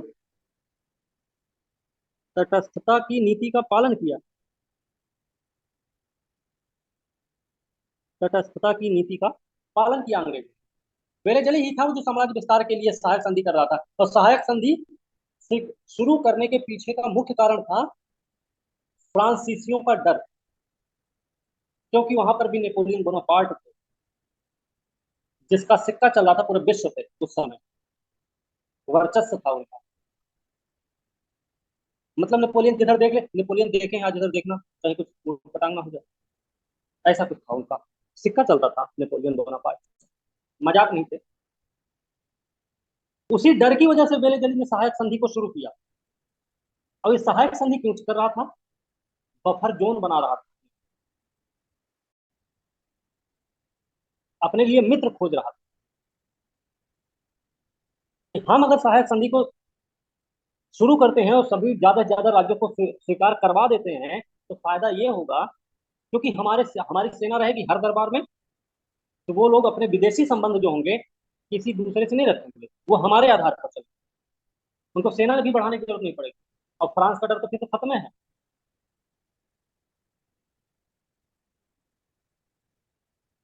तीसरे आंग्ल मराठा युद्ध, लॉर्ड हेस्टिंग्स भी तटस्थता की नीति को थोड़ा बहुत, लेकिन अंत में जाकर उसने भी, लॉर्ड हेस्टिंग्स ने भी क्या किया, साम्राज्यवादी नीति का पालन किया, उसने भी अपने साम्राज्य को बड़ा करने की कोशिश की।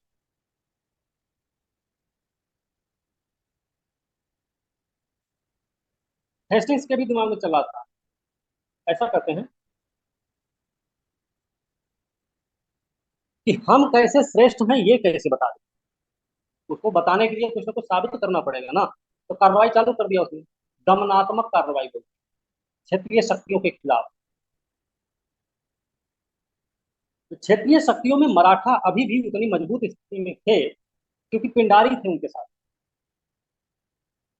पिंडारियों का खात्मा अंग्रेजों का मुख्य उद्देश्य बन गया, समाप्त कर दें, नहीं तो ये परेशान करते रहे।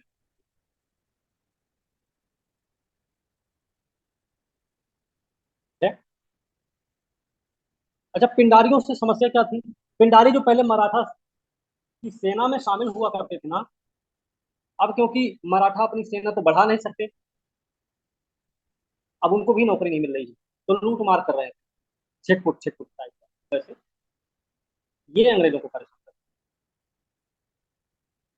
अभियान चलाया गया।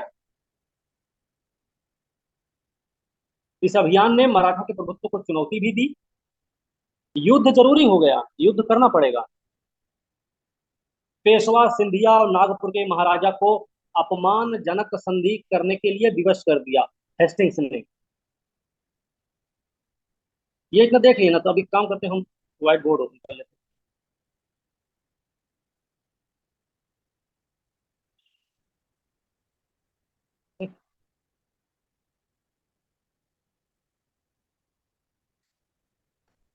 अपमानजनक संधि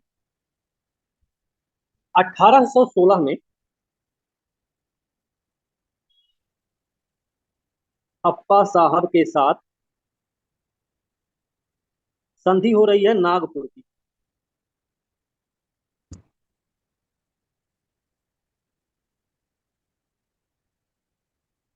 जबकि 1817 में पेशवा और सिंधिया के साथ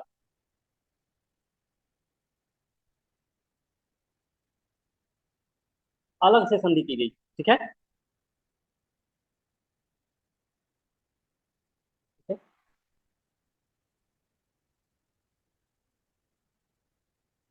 ये अलग से जो संधि हो रही है इसका मतलब क्या है? यूरोप में ये काम पहले हो चुका था, ये सॉरी, यूरोप में ऐसा काम था, चलता रहा, पहले ही हो गया था, लगभग मेरे ख्याल से 18वीं शताब्दी में ही हुआ था, हो रहा था वहाँ पे। गुप्त संधि हो रही थी यूरोप में, सबकी एक दूसरे से हो रही थी गुप्त संधि, कोई किसी को बताता नहीं था। और उसी गुप्त संधि को लेकर पहला विश्व युद्ध लड़ लिया गया, आपस में ही लड़ लिया। सबकी एक दूसरे से संधि है, फिर भी लड़ाई कर रहा आपस में, क्योंकि बता नहीं रहा था ना कि हमने इससे वो संधि कर ली। वही चीज कुछ ऐसा ही है, देखने को मिल रहा है।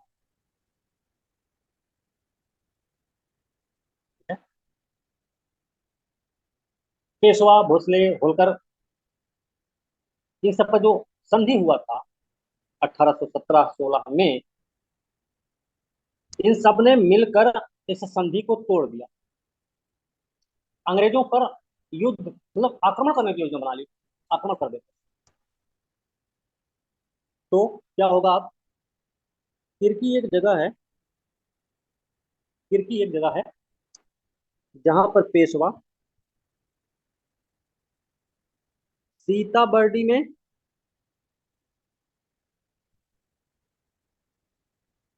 भोसले और महीदपुर, महीदपुर में भी कौन बच्चा है, होलकर, तीनों पराजित हुए अंग्रेजों से। अच्छा, अलग अलग लड़ने की क्या जरूरत थी, जब तीनों लोग योजना बनाए थे साथ में लड़ने की, तो अकेले काहे गए थे? हैं, खुद को बड़ा वीर मान रहे थे या बुद्धिमान मान रहे थे? तीनों को एक साथ जाना चाहिए था, नहीं?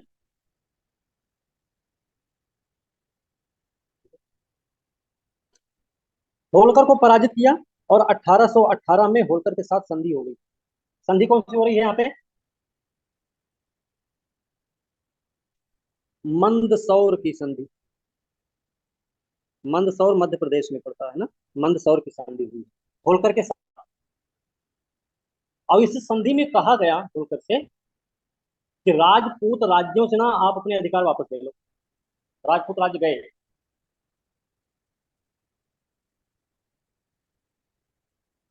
अभी बचे हैं, लिख रहे थे क्या? लिख चुके सर। अच्छा, बाजीराव द्वितीय अभी बचे हुए हैं, ये भी लड़ने पहुंच गए, पूरे गांव का युद्ध लड़े थे। ये तीसरे अंग मराठा युद्ध के दौरान के युद्ध हैं सारे, याद रखना। कोरेगांव और अस्थि, सॉरी,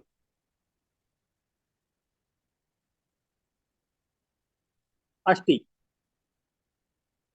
के युद्ध में पराजित हुआ पेशवा बाजीराव द्वितीय और कर दिए आत्मसमर्पण।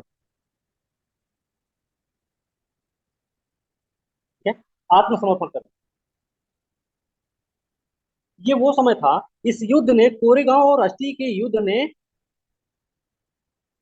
निर्धारित कर दिया कि अब मराठा भविष्य कैसा होने वाला है। अभी तक नहीं निर्धारित कर पाया। किरकी, सीताबर्डी, महिदपुर वाला युद्ध नहीं कुछ साबित किया था, लेकिन इस कोरेगांव और अस्थि के युद्ध ने बता दिया कि भैया भविष्य क्या होने वाला मराठा, क्या होगा। पेशवा का पद समाप्त हो गया, खत्म,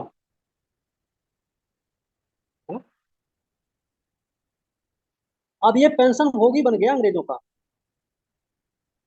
पेंशन भोगी बन गया तो कहाँ जाएगा, बिठूर में। कहाँ है बिठूर, अपने कानपुर में, कानपुर के पास है बिठूर। वहीं पर रहने की आज्ञा दे दी गई और अंत में जाकर 1853 में इनकी मृत्यु हो जाती है। इन्हीं के पुत्र हैं जो 1857 की क्रांति में कानपुर का नेतृत्व करते हैं। नाम तो पता होगा, नाम तो सुना ही होगा उनका, है ना।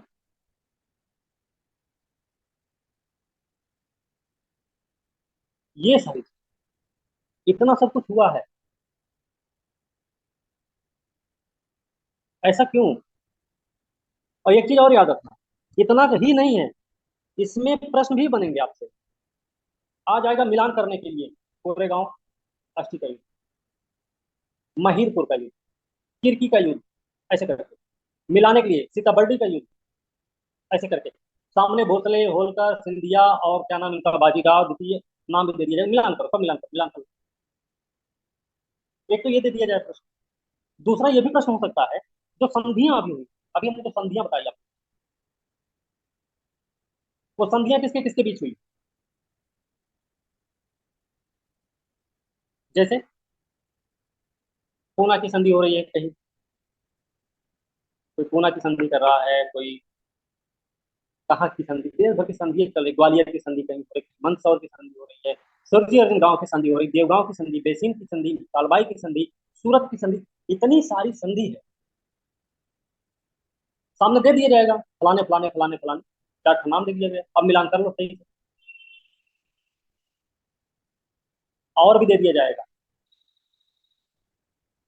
निम्न में से कौन सी संधि के या किस संधि के बारे में कहा जाता है कि इसने अंग्रेजों को समाप्त तो नहीं किया, ओ सॉरी, मराठा को समाप्त तो नहीं किया, लेकिन उनको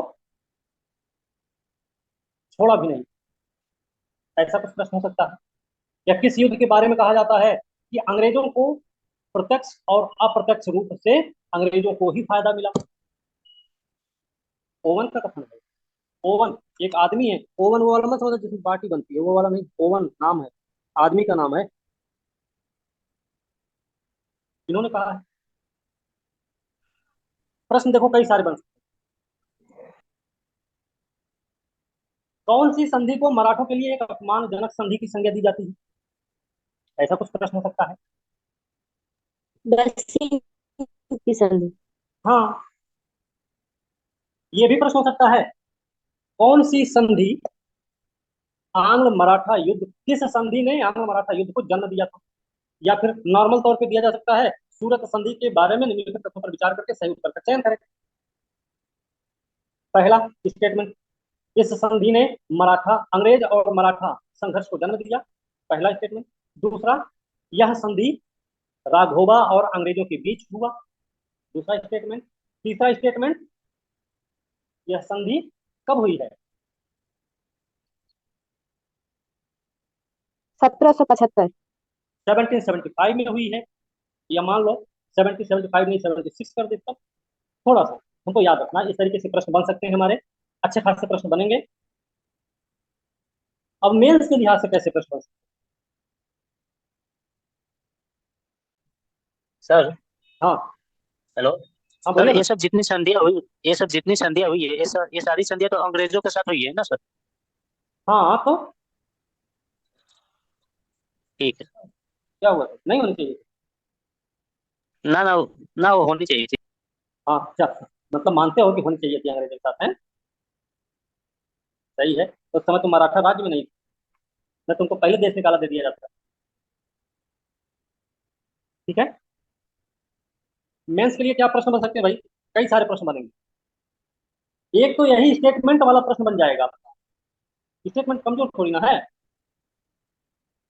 कि द्वितीय आंग्ल मराठा युद्ध ने मराठा शक्ति का अंत तो नहीं किया था, लेकिन मराठा शक्ति को निर्बल जरूर बना दिया था, स्पष्ट करें। मेंस का प्रश्न हो जाएगा, तो ऐसा हो सकता है, या ये हो सकता है, द्वितीय आंग्ल मराठा युद्ध ने मराठा संघ के साथ एक संधि न करके मराठा संघों के साथ अलग अलग संधियां करते हुए मराठा साम्राज्य को निर्बल बना दिया। ये प्रश्न हो सकता है, या प्रश्न ऐसा भी बन सकता है,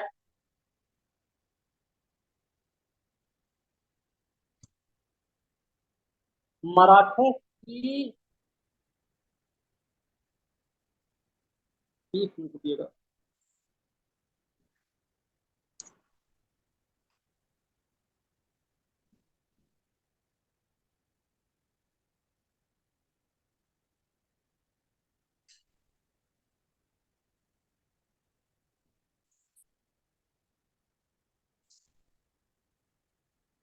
प्रश्न ये भी बन सकता है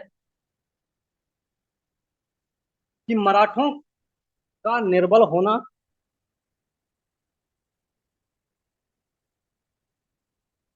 पूना दरबार के आंतरिक षड्यंत्र का नतीजा था।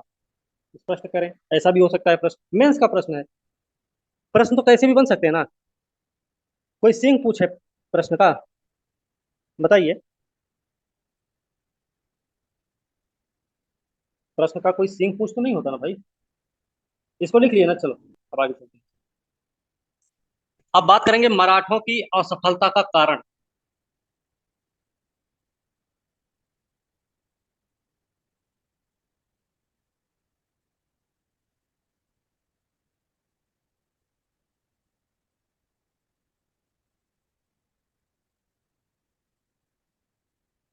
मराठों की असफलता का कारण क्या रहा?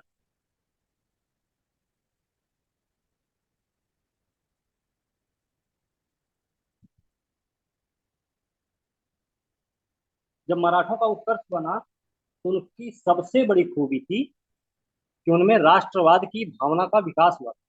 वो राष्ट्रवाद की भावना के बल पर लड़ाई लड़े थे और उन्होंने अपने साम्राज्य को फैला दिया। उनकी इच्छा शक्ति बड़ी मजबूत थी, आपसी गठजोड़ उनका बहुत तगड़ा, और भौगोलिक परिस्थिति ही कुछ ऐसी थी उस क्षेत्र की कि उनको एक साम्राज्य खड़ा करने में मदद दे दिया। कई सारी चीजें रही हैं मराठा शक्ति के उत्कर्ष में। लगभग उत्थान में भी वही सारी चीजें, ओ सॉरी, पतन में भी वही सारी चीजें, असफलता में भी, मराठों की असफलता में भी वही सारे कारण जिम्मेदार। जो शुरुआत में गुटबंदी दिख रही थी जिसकी वजह से मराठों का उत्थान हुआ था, उसी की वजह से मराठों का पतन भी, मराठे असफल हुए। जो जो युद्ध नीति,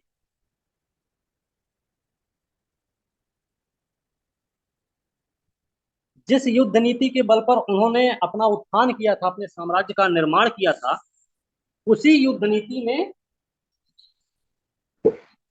मराठों को असफल भी बना दिया। वही युद्ध,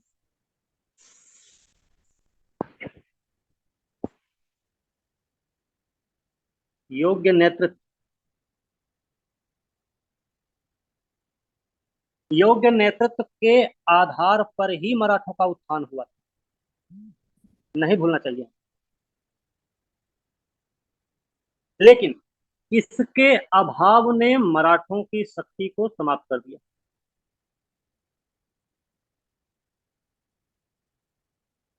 है? ऐसे कई सारे कारण। अगर आप बात करें तो जो उनकी गुटबंदी थी, जिस वजह से मराठों का उत्कर्ष हुआ था, वही कारण बन गया उनकी उनके पतन का भी। ऐसा क्या हो गया? तो कारण रहे होंगे। भाई राघोबा को क्या जरूरत थी कि माधव राव से बताने बोलने की, भैया मराठा संघ का विघटन कर दो, बांट दो। अगर उन्होंने बोला तो उनको थोड़ा सा संतुष्ट तो कर ही देना चाहिए, क्योंकि चाचा भी तो थे उनके। अब अगर वो इतना उनको संतुष्ट कर दिए होते थोड़ा बहुत दे देकर, तो हो सकता था रघुनाथ राव नहीं गए होते अंग्रेजों के पास। इस वजह से मराठों में निजी स्वार्थ को बढ़ावा मिला, मराठों के निजी स्वार्थ को बढ़ावा मिल गया। सिंधिया, होलकर, गायकवाड़, भोसले खुद मराठा राज्य का अंग, खुद को मराठा राज्य का अंग नहीं मानने से ही इनकार कर दिए कि हम नहीं मराठा राज्य के। वो सब अलग अलग हो गए। वो अपना संभाल रहे, वो अपना, वो अपना, सब अपना अपना देखा। अलग होने के बाद भी इन लोगों में आपसी ईर्ष्या रही, आपसी ईर्ष्या द्वेष रखते थे एक दूसरे से। तभी ना एक दूसरे से लड़ते रहे। सिंधिया भोसले कहीं लड़ रहा है आपस में, होलकर अलग हो गए, होलकर अंग्रेजों पे आक्रमण कर रहे हैं, तो सिंधिया अलग रह गए, भोसले अलग हो गए। तो जो सहयोग की भावना थी उसकी कमी आ गई। सहयोग की भावना अधिक थी, प्रबल थी, इसलिए मराठों का उत्कर्ष हो गया। कमी हो गई, इसलिए पतन हो गया। युद्ध नीति के बल पर ही अपना साम्राज्य खड़ा किए थे। इनकी युद्ध नीति कैसी थी? तलवारबाजी करते, छुप के लड़ाई भी कर लेते थे। मराठों का जो गुरिल्ला युद्ध था ना, वो एक ट्रेडिशनल पद्धति। अब अंग्रेजों के पास बहुत कुछ था, है ना। अच्छा, क्योंकि गुरिल्ला युद्ध भी एक थोड़ा सा पुराना लग रहा था, तो इन्होंने क्या किया, नई नई चीजों को यूज करने लग गए। ये पैदल सेना को खाना पर अधिक बल देने लग गए, घुड़सवार सेना को तो इन्होंने छोड़ ही दिया। वैज्ञानिक आधुनिक प्रणाली की अभाव रहा इनके अंदर, इनके यहाँ, मराठों के यहाँ। जबकि अंग्रेजों के यहाँ देखा जाए, खूब सारे हथियार, गोला बारूद, घुड़सवार सेना, तो खाना, अनुशासन, सबसे बड़ी बात थी अनुशासन था उनके पास। सबसे बड़ा हथियार है उनका नेतृत्व क्षमता, सशक्त, योग्य नेतृत्व। शिवाजी जैसे मराठा ने नेतृत्व प्रदान किया तो मराठा राज्य चरम पर आ गया, उठता चला गया। जिनके पिताजी खुद कहीं किसी के यहाँ नौकरी कर रहे हैं, उनका लड़का एक साम्राज्य का मालिक बन बैठा, इससे बड़ी बात क्या होगी।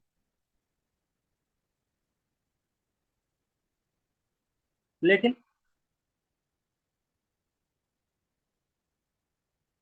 अहिल्याबाई होलकर, पेशवा माधवराव, नाना फडणवीस, सिंधिया, महादजी सिंधिया जैसे लोग जो थे ना, वो अच्छे खासे नेतृत्व के मामले में बढ़िया स्थिति थी। लेकिन जब इन सबका निधन हुआ ना, इन सबकी मृत्यु के बाद बाजीराव द्वितीय जब गद्दी पकड़ा, पेशवा की गद्दी पर बैठा, तो वो अपना स्वार्थ वो भी देखने लग जाता है। अपने ही स्वार्थ के चलते उसने बसीन की संधि की थी अंग्रेजों से 1802 में, कोई और रीजन नहीं था। फिर दौलत राव सिंधिया हैं, महादजी सिंधिया का सबसे अयोग्य उत्तराधिकारी माना जाता है दौलत राव सिंधिया। विलासी प्रवृत्ति का आलसी शासक था वो। अंग्रेजों की कूटनीति भी रही है, अंग्रेजों की कूटनीति भी यहाँ पे बहुत काम कारगर साबित हुई। कौन सी कूटनीति थी भाई? मिलाने वाली कूटनीति। क्षेत्रीय शक्तियों को मित्र बनाना, शत्रु को अकेला करने का काम इनका बहुत पुराना था, उन्होंने किया भी। बस इनकी संधि कर लिया तो इन्होंने पेशवा को और दूसरे जो मराठा युद्ध हुआ उससे पहले गायकवाड़ को खींचते रहे अपनी तरफ, अकेले अलग अलग करके खींच रहे, एक साथ नहीं इन्होंने किया प्रयास सब। इनकी अच्छी कूटनीति। मराठों के पास नौसैनिक ताकत भी तो नहीं थी। इसी नौसैनिक शक्ति के बल पर ही अंग्रेजों ने फ्रांसीसियों को हराया था, भगाया था, थका दिया था, है ना। और याद रखना, मराठों की जो राजस्व नीति रही है, टैक्स वाली नीति, कौन सी? चौथ सरदेश मुक्ति।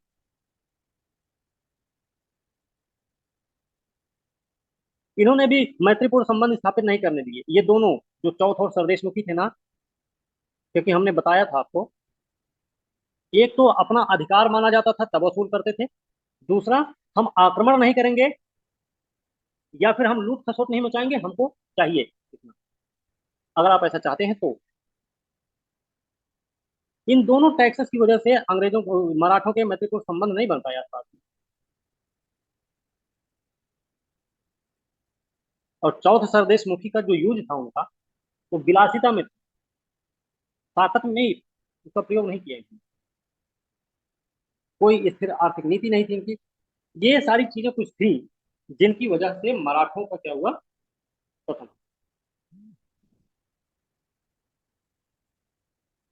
यहाँ तक किसी को कोई दिक्कत है? नहीं सर। नहीं सर। अगर यहाँ तक कोई समस्या हो तो बता दो अभी। या कुछ पूछना हो, पूछ लो। चलो हम भी पूछ लें, हम ही पूछे, तब थोड़ा सा पूछ लेते हैं। नहीं तो आप लोग कहेंगे कि पूछते तो है नहीं सर कुछ, बस खाली बताते रहते हैं। है ना, ऐसे बोल सकते हैं भाई, कोई दिक्कत थोड़ी ना।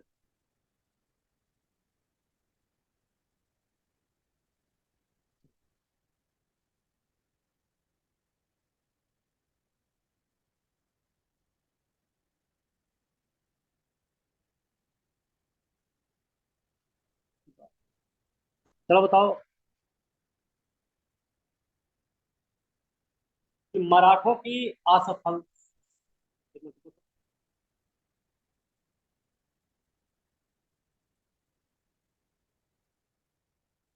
मराठों की असफलता के प्रमुख कारण कुछ बताओ हमें, आप लोगों को किसी को भी पता हो।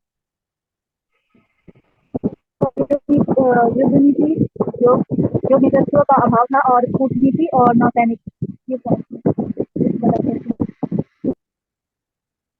अच्छा, चौथ और सरदेश मुखी क्या थे? चौथ जो होता है चौथाई भाग होता है पूरे उसका। ठीक है। चौथ सुरक्षा के लिए लेता था। ठीक है। और सरदेश मुखी जिस पर मराठों का अधिकार वहीं पे हाँ। चौथ पर सर मराठा निर्भर था। हाँ, वो ये कहते थे ना कि ये देखो, ये जो एरिया दिख रहा है ना सामने, ये सब हमारे अधिकार में आ रहा है, ठीक है, तो हमको इसका टैक्स चाहिए। और दूसरे में बोलते थे हमारे आतंक से बचाना है खुद को ना, तो हमको टैक्स दे दो। यही बात थी दोनों में। लेकिन कई बार इनमें मतभेद भी हैं कि चौथ और सरदेश मुखी थे क्या आखिर। तो कोई कहता है ये सैन्य कर थे। सैन्य कर मतलब वही, आक्रमण नहीं करेंगे हम आप पे, आपको आपके यहाँ लूट खसोट नहीं मचाएंगे, आप हमें अगर चौथ देते रहेंगे बराबर। ठीक है, ऐसा कुछ। प्रदेश चौथ और सरोज कैसे सर बता दीजिए, समझ में नहीं आया मुझे।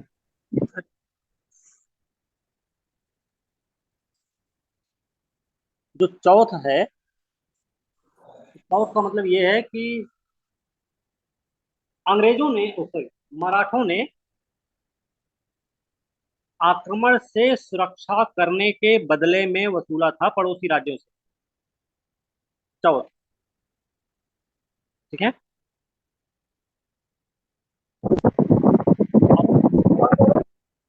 वो अपना अधिकार मानते थे, यहाँ ये जो दिख रहा सामने वो सब हमारे अधिकार क्षेत्र में, तो उसका हमको टैक्स चाहिए। सरदेश मुखी थे, ठीक है ना। सर ये जो चौथ था, ये कोई धनराशि थी या कोई मुद्रा वगैरह थी क्या सर? अरे रकम हो, अच्छा, रकम। रकम। ठीक है। अच्छा, आप में से कौन बता सकता है किर्की का युद्ध किसके बीच हुआ था? किसके किसके बीच लड़ा गया किर्की का युद्ध? सर पेशवा, सीतामढ़ी और भोजपुर। हाँ, किर्की का युद्ध किसके किसके बीच लड़ा गया, कौन बता रहा है जल्दी से? भोसले भोसले, सीतामढ़ी सिंधिया। और पेशवा। देखो, सर एक भोसले, सिंधिया और पेशवा के बीच। एक है किर्की का युद्ध, एक है सीताबर्डी का युद्ध। ठीक है। और एक है महीदपुर का युद्ध। अब बताओ तीनों किसके किसके बीच लड़े गए, याद कर लो, डांटेंगे नहीं, परेशान ना हो। ठीक है। अभी एक एक ही बार बताए ना, उसे बता देंगे। देखो, तीनों खिड़की पेशवा, सीतामढ़ी भोसले और मणिपुर का होलकर। और होलकर जिससे पराजित हो जाता है। बर्डी भोसले और महीदपुर होलकर। ठीक है ना, याद रखना। किस युद्ध के बाद पेशवा बाजीराव सेकंड ने आत्मसमर्पण कर दिया था? किस युद्ध के बाद पेशवा बाजीराव द्वितीय ने कोरेगांव आत्मसमर्पण? और अष्टी युद्ध के। कोरेगांव अष्टी। हाँ, कोरेगांव अष्टी। और अस्सी का युद्ध, है ना। किस युद्ध के बाद पेशवा पद को समाप्त कर पेशवा को अंग्रेजों का पेंशन भोगी बना दिया गया। इस युद्ध के बाद कोरेगांव और अष्टी कोरेगांव अष्टी के बाद इसका पद समाप्त कोरिला होने होगी बना दिया गया। बिल्कुल ठीक ना। तो अच्छा, राजघाट की संधि किसके साथ हुई? सर एक चीज पहले क्लियर कर दीजिए। होलकर के साथ सर होलकर और अंग्रेज के बीच में। अंग्रेज होलकर साल 1805 में हुआ था। अरे वाह, क्या बात है। सर एक चीज क्लियर कर दीजिए, कोरेगांव और अस्थि का जो युद्ध हुआ था वो बाजीराव सेकंड ने आत्मसमर्पण किया था उसमें। जी आवाज ब्रेक हो गई। ठीक है। सर आवाज ब्रेक हो गई थी। कोरे फिर से अच्छा, बता दीजिए। स्क्रीन दिख रही है ना? जी सर। ठीक है। बाजीराव सेकंड ने आत्मसमर्पण कर दिया। अब आप समझ गई? जी सर। ठीक है। 18 ध्यान से सुनना प्रश्न।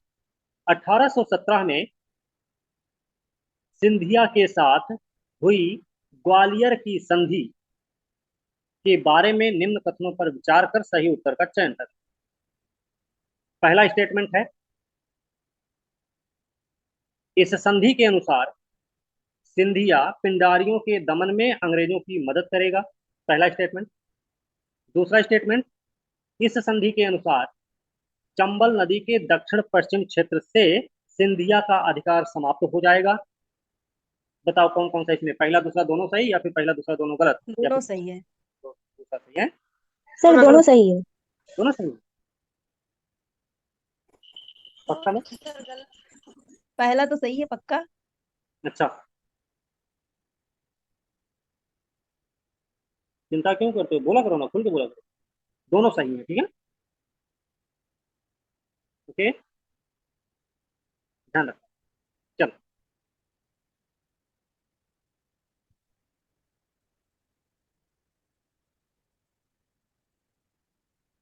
अब एक बात हमें ये, सालबाई की संधि में सालबाई की संधि के बारे में निम्न तथ्यों पर विचार करके सही उत्तर का चयन करना है। तो पहला स्टेटमेंट है, ये संधि पूना दरबार में हुई थी। ठीक है। दूसरा स्टेटमेंट है, प्रथम मराठा युद्ध समाप्त हुआ। प्रथम मराठा युद्ध समाप्त हुआ। तीसरा स्टेटमेंट है, सालसेट द्वीप थाना का दुर्ग अंग्रेजों को मिला। चौथा स्टेटमेंट है,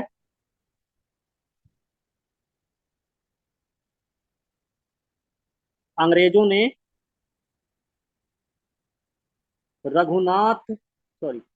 रघुनाथ राव का साथ छोड़ दिया। बताइए इसमें से कौन कौन सा सही है, कौन कौन सा गलत है? चारों सही हो सकते हैं इसमें। सर दूसरा गलत है। दूसरा गलत है। सालबाई की संधि के बारे में बात कर रहे हैं, थोड़ा ध्यान रखना। सर दूसरा तो सही है इसमें, तो प्रथम दूसरा मराठा तीसरा युद्ध समाप्त। ठीक है, बताओ बताओ, चारों चारों सही हो सकते हैं, हम इतना बता दें। पहला गलत हो सकता है और 3 सही हो सकते हैं।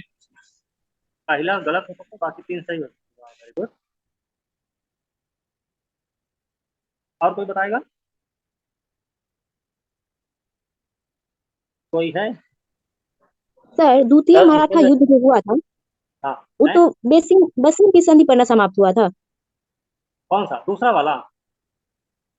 सर पहला वाला जो था युद्ध, प्रथम मराठा युद्ध, वो तो बसिन की संधि पर समाप्त हुआ था। तो दूसरा कैसे सही होगा? अच्छा, ऐसा भी है? प्रथम प्रथम मराठा युद्ध जो था ना, उस सालाबाई की संधि पे यही समाप्त हुई थी। वसीम की संधि पे द्वितीय मराठा युद्ध समाप्त हुआ था। रिया, हम बसीन की नहीं, सालबाई की संधि की बात कर रहे हैं। हाँ सर, हम भी क्या कह रहे हैं सर, पता है आपको? सर हम कह रहे हैं जो प्रथम मराठा युद्ध का जो समाप्त जो हुआ था, तो सलाबाई की संधि पर नहीं, वसीन की संधि पर आकर समाप्त हुआ था। 3 वाला द्वितीय में हुआ था। और वसीम वाला द्वितीय था। रुको, रिया के घर पे फोन करके मम्मी से बोला जाए कि इनको गाय का दूध पिलाया जाए, है ना, या बोर्नवीटा का घोल मिला के पिलाया जाए। पागल आदमी। अभी ना बताए हैं थोड़ी देर पहले, बसीन की संधि अपमानजनक संधि थी, जिसने द्वितीय आंग्ल मराठा युद्ध को समाप्त कर दिया। साथ ही मराठों को समाप्त तो नहीं किया, लेकिन मराठों को निर्बल जरूर बना दिया। अभी बताएं थोड़ी देर पहले, फिर भी उल्टा पुल्टा बता रहे हैं, है ना। इसके चारों स्टेटमेंट सही, पहला भी सही है, पूना दरबार में ही हुआ था, पहला युद्ध समाप्त हो गया, सालसेत का एरिया और थाना का दुर्ग अंग्रेजों को दे दिया गया।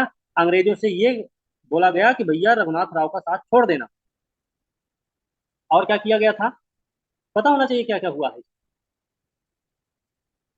रघुनाथ राव को 3.5 लाख रुपया वार्षिक पेंशन देने का वादा किया गया मराठों द्वारा। और दूसरी चीज है, रघुनाथ राव पर जो खर्च की गई राशि थी 12 लाख रुपया अंग्रेजों ने खर्च किया था ना, क्योंकि वो पूना दरबार से वसूला गया। इसी संधि में ये सारी चीजें हो गई। 20 साल की शांति का भी एक पाठ पढ़ाया गया, 20 साल तक युद्ध नहीं लड़ा जाएगा, मतलब 20 साल बाद युद्ध होता। अंग्रेज सोच के बैठ गए, है ना। यहाँ तो कोई दिक्कत नहीं ना किसी को, हमें मान के चल जाए। अब बताइए, अगर आप लोग कहें, इजाजत हो, तो हम ये मानकर चलते हैं। बाकी वीडियो शेयर देखो किए थे, तो आप लोग उसको सुन लेना, इसको भी हम शेयर कर देंगे, ये भी आप लोग सुन लेना, ठीक है ना। ओके, सर अभी की क्लास रोकी जाए। यस सर, रोक दीजिए। Yes sir. यस सर, 10:30 बज गया। अरे हम समझ रहे हैं।